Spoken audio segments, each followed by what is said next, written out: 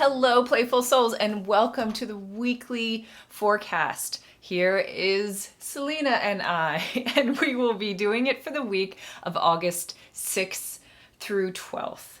So this week we're going to be featuring the Moonology Oracle cards.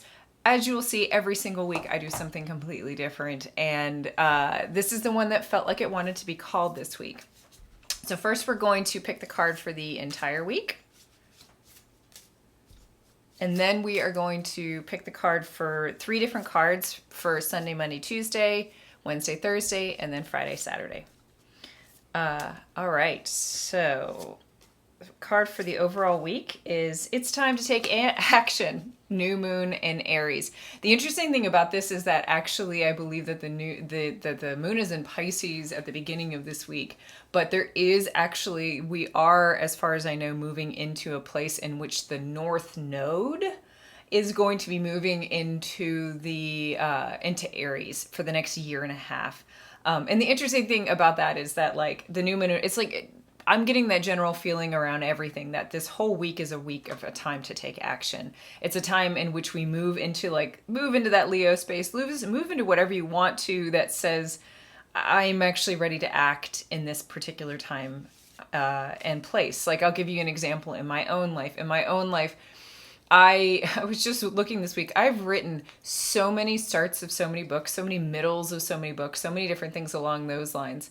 And every single time I don't necessarily finish it. I've been in the middle of writing a book right now, which I am absolutely loving writing, and it's very succinct and actionable. And it was so interesting because in so many ways I couldn't actually act until I had done something that was tight enough and small enough and concise enough and able to be finished, right? Like even in the scope of something that you're doing, it's important to go to a place where it's able to be finished, right? We can have a lot of really high values about like we want it to be this way and we want it to be that way and this is the thing that we're trying to manifest or this is the thing that we're trying to do, whatever. It's not about that. It's about it, that's a great thing, but that is not clear enough and specific enough to be able to kind of, for one thing, on a very just like human level, to be actionable, to be like, I can achieve this. But then it's also difficult in terms of manifesting. So one of the people that I had looked at for a long time who did organization stuff, which was Getting Things Done, that system, which I will put in the notes of this video. The Getting Things Done guy, he basically talks about anything that requires more than one step is a project and not actually an action. And that is what it feels like for this week. When it says, let's take action, it's time to take action. Action may be breaking down things that feel like it's only one, like you've been avoiding doing it for a very long time. Like it maybe only feels like one thing, but it's actually like 3 or 4 tasks, and that's why you're not getting it done because it's too big. All right. So Sunday, Monday, Tuesday. That's the 6th, 7th, and 8th of August. What card wants to come out here? This one wants to come out. All right. Belief in the impossible. The blue moon. I do believe there is a blue moon this month, which is interesting, in the month of August. Or it could have been in July. Don't actually know. But with blue moon, with the time for believe in the impossible, we have a lot of different things coming out about disclosure and about all sorts of interesting and different experiences that we can have in life. And ultimately, we have to understand that our reluctance to believe in the impossible comes from a place of protection. It comes from a place of not wanting to believe things and wanting to fact check and wanting to do all that kind of stuff, right? And so especially when we get into the world of beliefs, right? One of my favorite quotes from the movie Dogma from a very long time ago was the apostle that spoke to the last scion, and he said, it's not about beliefs, it's about having good ideas, right? And that is what I think is key about that. So even if we modify this slightly to be ideas about the impossible, opening your mind out to the possibility that something can be different. And truly, the way that this works is that the mind is going to tell you one thing, and then your belief system, which is kind of a mesh of your emotional and mental bodies, is going to kind of push together and it's going to create a belief system, right? That belief is it's something that sits in the subconscious, whereas the thoughts and everything around it obviously sit in the conscious mind, but those thoughts are oftentimes being governed by that belief that sits in the subconscious mind. So when we are looking to open our minds to the possible, recognize that your body system and how you feel when you hear something that's unfamiliar, right? Something that feels impossible, something that feels unfamiliar. You're like, okay, so I'm going to run this through my body system, and okay, I can actually start to recognize that it's causing tension in my body. Okay, so it's causing tension in my body, and I'm going to breathe through that. And if you're like me and you have an emotional decision making, something may feel unfamiliar and it may feel bad when I first do it. And then 2 to 3 days later, I will have gone through the entire emotional process and I will be able to be like, yes, I believe that this is true. I feel that this is true. This is something, or I feel that I'm open to even exploring this as a possibility. So when it comes to decision making, believing in the impossible is this idea of opening your mind up to more than just the conditioning that you have experienced throughout your whole life. And really saying, can I actually look at a different decision-making thing that isn't what I've been told to believe this entire time? All right, so Wednesday, Thursday, which is going to be the 9th and 10th of August. New moon in Scorpio. Walk through your fears.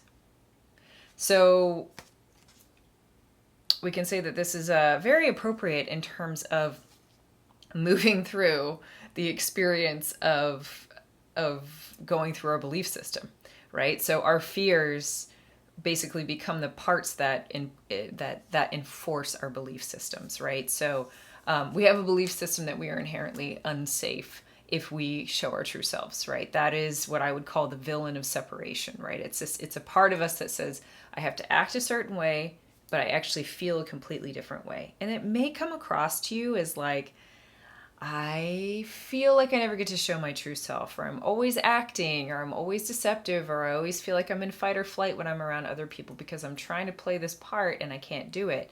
And if you go into states of, really exaggerating that, you can get to really bad health conditions, especially if you're autistic and you're going through what would traditionally be called burnout, but, the more extreme version of what neurotypicals would call burnout. And, when it comes to that, we recognize that our belief system says, this is the world that I have to create. This is the world that I have to create. And anything that I don't do to act and uphold what I think is the correct way of acting or behaving, or the correct way that I'm supposed to show up in the world because I've been told to do that, it's going to have all these protector parts around it. It's going to have all these protector parts enforcing that view, that belief system, right?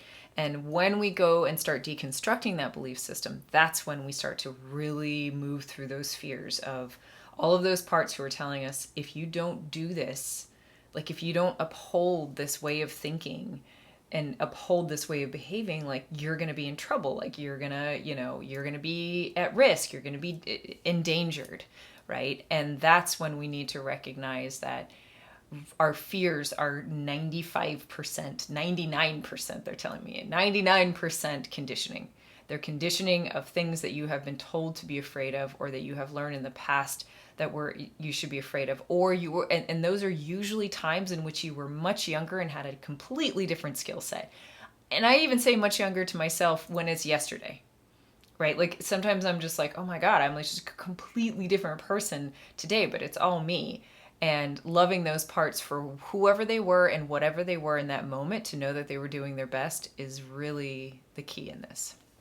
All right, so the last 2 days of the week, they are going to be the 11th and 12th of August. You're very close to achieving your goal. Gibbous moon. Gibbous moon. You're very close to achieving your goal. All right, so we see that we have a really interesting progression going on, which we'll get to in a second. But this is basically, if you can imagine that the entire theme of the week was, it's time to take action. You're very close to achieving your goal means set a goal at the beginning of the week, and then by the end of the week, you're going to be very close to achieving it. So let's look at the week holistically. We have the overall card for the week, which it is time to take action. And then we have the experiences. Okay, believe in the impossible. This is the process of goal setting. What is your goal? What is your impossible goal that you want to take action on? How are you breaking it down into actionable steps, right? So there's only one thing that you're doing in each of those steps. And then you're working through your fears. So if you're the person who's working on something, you're going towards it, you're going like, yep, we're going to do this, then you need to work through your fears of rejection, right? Of self-sabotaging so you don't even finish it, right? So that you're not even continuing to do it. You need to work through all those fears as you actually apply and do the thing. You push through your fears, your ability to actually believe that the impossible goal that you set is possible. And then by the end of the week, you are close, very close to achieving your goals. All right. So that is the reading for this week. And now let's do a question. All right. So this is a question that I got off of Reddit, and I thought it was an interesting opportunity for sharing a story. And the question is, what was the scariest moment in your life that made you realize that there is in fact something called the paranormal in this world? So I have a lot of blocks in my memory. But whenever I go back into those places when I'm in an inner state and I'm going back in time to explore those spaces, I can tell you of many times in which I was very young and I would experience my closet. I was very afraid of my closet, which a lot of people are. A lot of children are afraid of closets. And I went back to a memory in which I woke up in the middle of the night and I looked into my closet and there was a wraith-like little girl sitting in the bottom of my closet. Later on, I think we realized that this may have been my sister spirit walking, because my sister is able to disembody in like a much more kind of tangible way than a lot of other people. There are lots of types of spirit walkers in this world, but it was interesting because I can still very clearly see it. It feels almost like something from like The Ring or one of those movies circa, early 2000s in terms of like very pale, wraith-like, stringy hair sitting in the bottom of my closet. And it's interesting because I very much so remember this fear and I remember experiencing this, and yet with my waking eyes, I usually only see things in my psychic field, in my clairvoyant field, in my mind's eye. And I'm pretty sure that when I was younger, I used to be able to see it directly with my actual physical eyes, or that my third eye and my physical eyes were actually like connected and joined, so that there was overlays that I could see in this world. But in that case, I think that I was so terrified when I was younger and did not have anybody to really talk to about these things, despite being in kind of a new age environment and doing different things.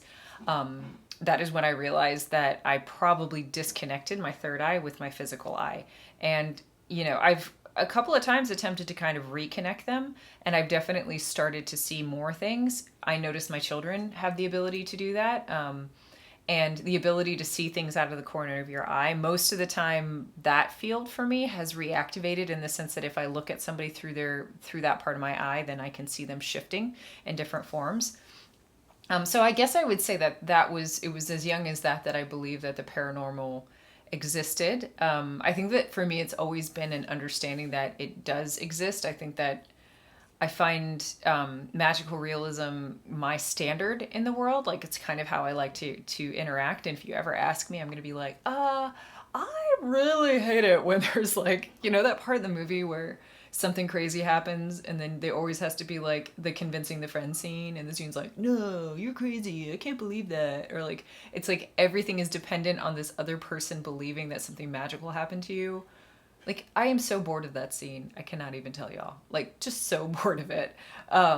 Because there is so much when you say yes, and there's so much when you take an improv quality to life and you're like, okay, I'm just going to feel that. I'm going to see how that feels. I'm going to go with it, and I'm going to run it through that same decision-making process that we were talking about before. And that's what I'm going to do. And I'm cool with that.